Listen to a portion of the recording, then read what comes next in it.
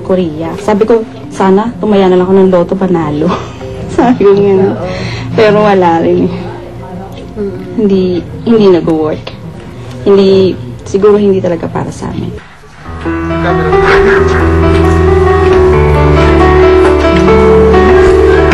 Sabihin ng mga nakakita.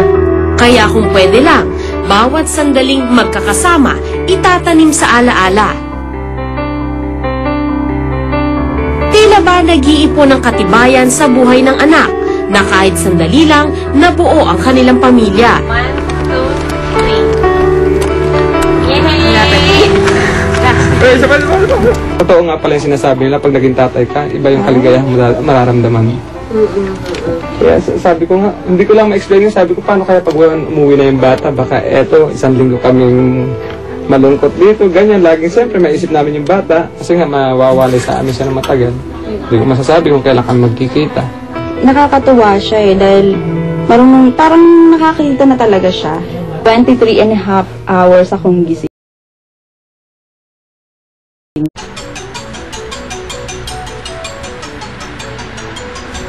Sabi ng Philippine Embassy sa Korea, 3 sa 4 na batang ipinapanganak dito ang pinapadala sa Pilipinas kada buwan. Nasa 8,000 na ngayon ang TNT sa Korea. Marami sa kanila sa mga tagong pabrika nagtatrabaho.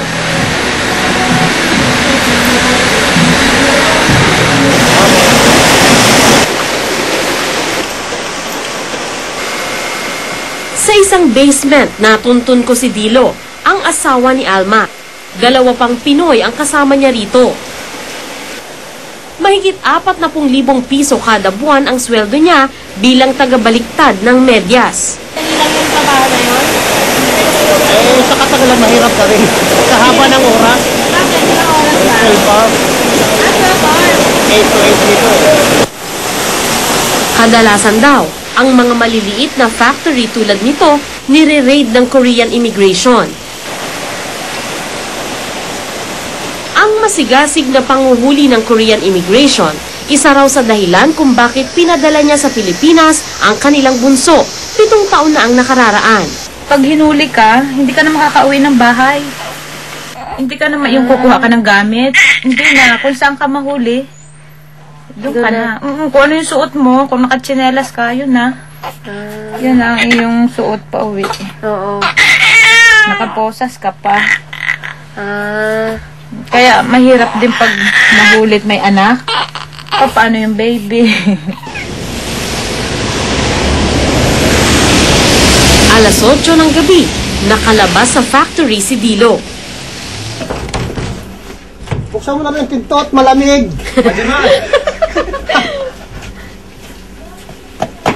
Tigas na yung aking daliri sa paa.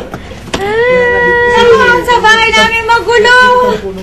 Ako ng Pilipinas. Pag ganito ang bahay, walang bayad. Bayad, ang mababayad dito, Amo. yung boss ko. Ano yung litrato na yun? Ito ang kanyang... Ito, Rolex. Ito ang kanyang... Mamahalin kong alahas yan dito. Kailan nasa papel. Nasa papel? Bakit mo dinikit dyan? Ay, hindi makabili. Hindi ko kaya bilhin. Hindi. Tingnan na lang ang picture. Anong hapunan nyo ngayon? Ang hapunan ko ay tuna, dilata. May minatamis na saging. Itlog na maalat dito ay puti, hindi pula. Oo. 16 na taon na si Dilo sa Korea at ganun katagal na rin niyang hindi nakikita ang kanyang 3 anak. Kasama rito ang bunsong ipinadala nila noon mula sa Korea. Ito si Catherine, ito si Yvette, tsaka si Baldwin nung nasa Pinas pa ako. Sabihin mang nabubuhay sila sa pagtitipid sa Korea, nakapagtayo na ng bahay sa Mindoro ang mag-asawa.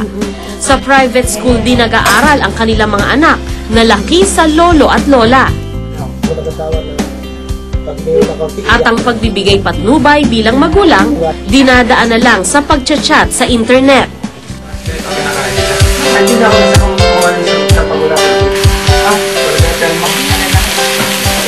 Sa huling gabi ni Baby Dave sa Korea, nagpadespedida ang mag-asawang Nelson at Liza.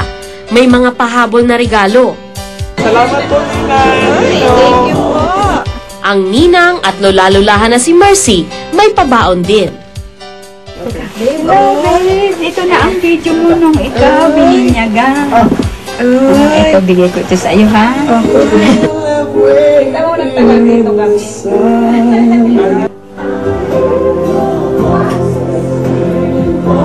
Ay, aligo.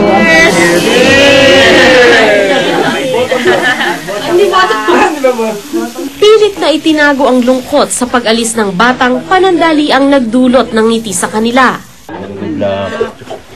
Ang sanggol na pansamantalang pumawi sa kanilang pangungulila sa mga naiwang anak, aalis na rin at ipadadala pauwi ng Pilipinas. Ay, natutoy.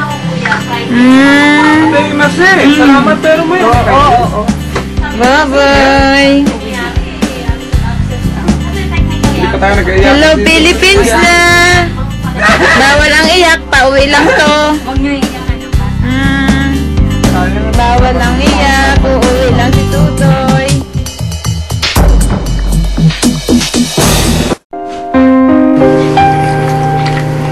Sa huling gabing magkakasama, dama na ang katiyakan ng kanilang paghihiwalay.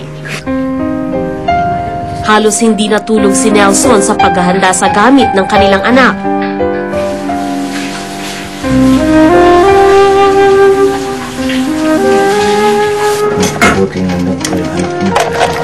Natural. May-miss ko to. Dahil ito halos isang buwan ko rin ginagawa. Araw-araw, lagi kong ginagawa to. Sana mayakap ko na lang siya lang ganito.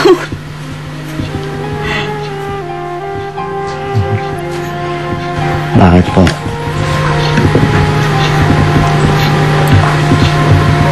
Miss ko kasi siya eh. Mali. Kung pwede lang na Kung pwede. huwag siyang pauwiin. Hindi na lang sana.